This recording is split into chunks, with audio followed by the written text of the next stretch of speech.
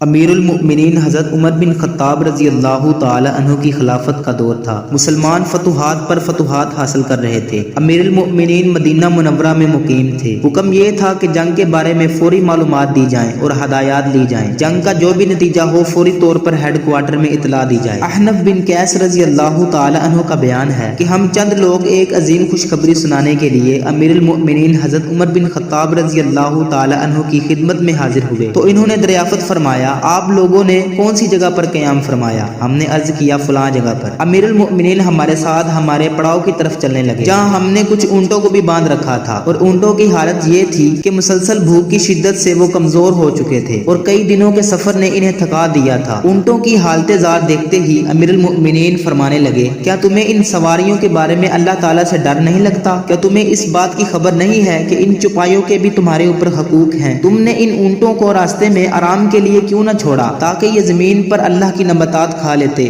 ہم نے عرض کیا، امیر المؤمنین، عظیم فتح و کامرانی کی خوشخبری لے کر ہم تیزی کے ساتھ بھاگتے دوڑتے آپ کی خدمت میں چلے آئے تاکہ آپ اور دیگر مسلمانوں کو اس خوشخبری سے خوشی ہو اور ان کا کلیجہ ٹھنڈا ہو۔ یہی وجہ ہے کہ ہم لوگوں نے رستے میں اپنی سواریوں کو روکنا گوارا نہیں کیا۔ امیر المؤمنین ہماری باتیں سن کر لوٹ گئے اور ہم بھی ان کے ساتھ ساتھ چلنے لگے۔ اسی دوران میں ایک آدمی شکایت لے کر حاضر ہو گیا اور کہنے لگا، اے امیر المؤمنین، فلاں شخص نے مجھ پر ناحق ظلم و زیادتی کی ہے، آپ اس کے خلاف میری مدد کریں۔ امیر المؤمنین حضرت عمر رضی اللہ تعالی عنہ نے اپنا کوڑا بلند کیا اور اس کے سر پر دے مارا اور فرمانے لگے، عجیب تماشا ہے کہ تم لوگ خالی اوقات میں عمر کے سامنے اپنی شکایات لے کر حاضر نہیں ہوتے، مگر جب عمر مسلمانوں کے اہم معاملات کو سلجھانے میں مصروف ہو جاتا ہے تو پھر تم لوگ آ کر کہنے لگتے ہو میری مدد کرو، میری مدد کرو۔ چنانچہ وہ آدمی خود کو ملامت کرتے ہوئے واپس ہو گیا۔ امیر المؤمنین نے فوراً ہی اس آدمی کو واپس بلانے کا حکم دیا۔ جب وہ واپس آیا تو آپ نے اپنا کوڑا اس آدمی کے آگے ڈال دیا اور کہنے لگے، آؤ مجھ سے بدلہ لے لو۔ وہ کہنے لگا، نہیں، میں بدلہ نہیں لوں گا، بلکہ میں اسے اللہ کے لیے اور آپ کے لیے چھوڑتا ہوں۔ امیر المؤمنین نے فرمایا، ایسا نہیں ہوگا، یا تو تم اللہ کے لیے درگزر کرو اور اس کا بدلہ اسی سے مانگو، بصورت دیگر مجھ پر چھوڑ دو، پھر ایسی صورت میں تمہیں مجھ سے قصاص لینا پڑے گا۔ وہ کہنے لگا، نہیں نہیں، میں اللہ کی رضا اور اس کی خوشنودی کے لیے معاف کرتا ہوں۔ اس کے بعد امیر المؤمنین عمر رضی اللہ تعالی عنہ وہاں سے چل پڑے اور گھر پہنچے۔ ہم لوگ بھی ان کے ہمراہ تھے۔ آپ نے 2 رکعت نماز ادا فرمائی اور خود کو مخاطب کر کے کہنے لگے، اے خطاب کے بیٹے، تو ایک خاکسار و متواضع آدمی تھا، اللہ تعالیٰ نے تجھے اعلیٰ مقام و مرتبے سے نوازا۔ تو گم گشتہ راہ تھا تو اللہ تعالیٰ نے تجھے ہدایت کی روشنی سے آشنا کیا۔ تو ایک ذلیل انسان تھا تو اللہ تعالیٰ نے تجھے عزت و اکرام بخشا اور پھر لوگوں پر حکمران بنا دیا۔ مگر جب ایک آدمی اپنے اوپر ظلم کرنے والے کے خلاف تو اسے تعاون طلب کرنے کے لیے حاضر ہوا تو نے اس کی پٹائی کر دی۔ ذرا بتا